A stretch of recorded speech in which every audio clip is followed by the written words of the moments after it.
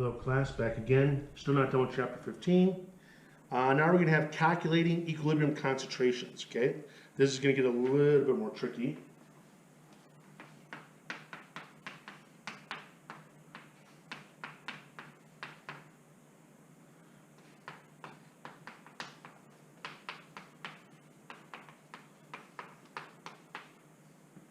Okay? The best way is just to show you with an example, all right?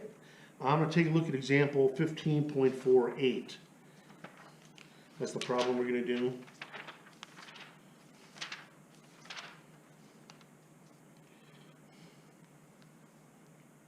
And here we have at 900 Kelvin, the following reaction has a Kp of 0.345, and then they write out the reaction.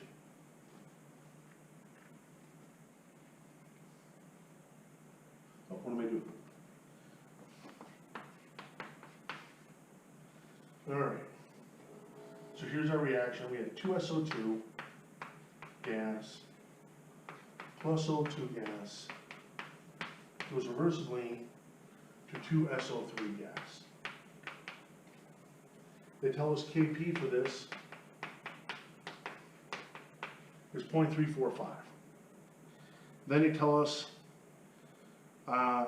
in an equilibrium mixture, the partial pressures of SO2 and O2 are, we're going to have P, partial pressure of SO2 is going to equal 0.135 atmospheres, and the partial pressure of O2 is going to equal 0.455 atmospheres.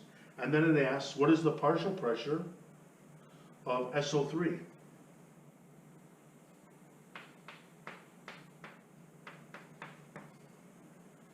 Equilibrium pressure of SO3. And I made an error here. This is SO2, not 2O2. 2SO2, sorry. Okay? So this reaction is at equilibrium.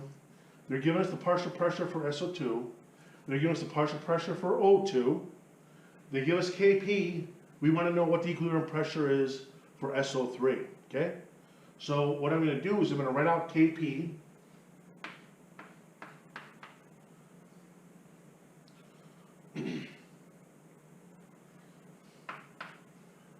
Again, products over reactants.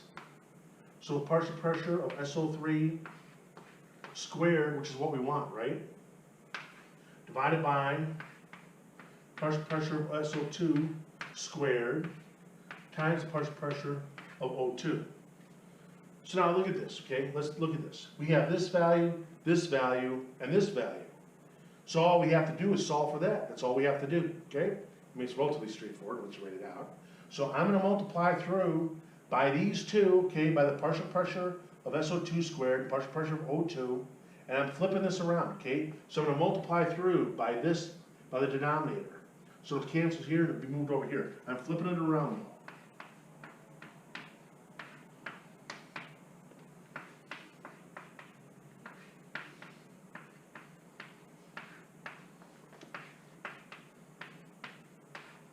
So it looks like this.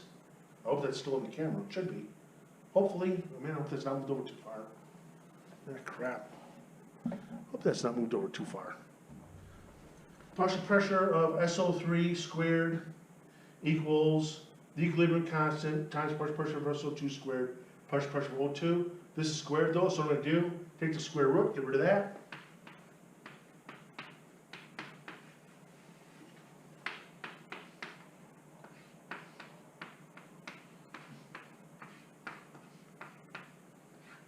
Right? And now plug in my values and all is well.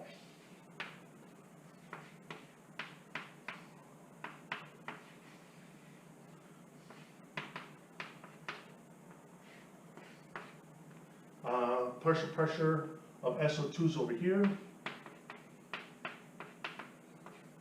That's squared, right? That's squared. And then the partial pressure of O2, which is right there. And I'm almost running out of room. Make sure you do your math here correctly, okay? Make sure you square that. I take the square root of all that, I've already done it. And I have here 0.0535.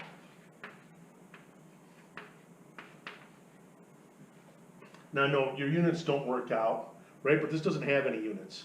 So just put an atmosphere on there. It's supposed to be an atmospheres, right? What would you technically have? You'd have atmospheres to the third, square root of that. Doesn't make any sense. But remember, we don't have units for this. So just toss an atmospheres on there, which is what it's supposed to be, okay? Hope I explained that so it makes sense, all right?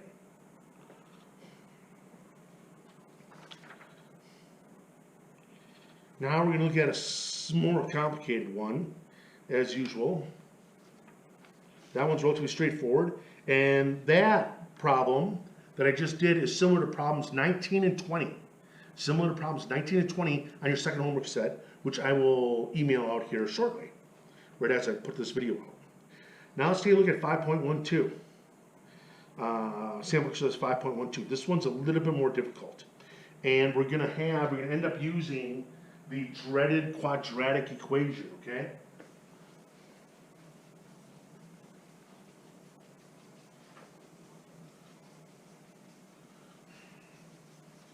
Now, I don't care if you have a program in your calculator. I don't care. This isn't a math class per se, so if you want to program in your calculator or look it up to do it, that's fine. Real quick review of the quadratic equation, okay? Remember,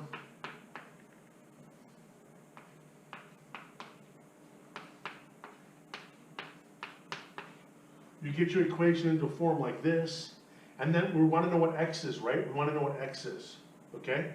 You get your equation into a form like this, and then we use the quadratic equation, right? We had x equals minus b plus minus square root of 4, whoops, sorry, messing up, b squared minus 4ac, all divided by 2a, right? So that's your quadratic equation, right? Remember, a is your coefficient here, b, c, and you stick them into there and then solve your problem, right?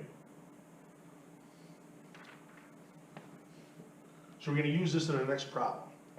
And we're going to do sample exercise 5.12, and this is similar to problem 21 in your homework. Problem 21 in your homework is actually slightly easier, but you still need the quadratic.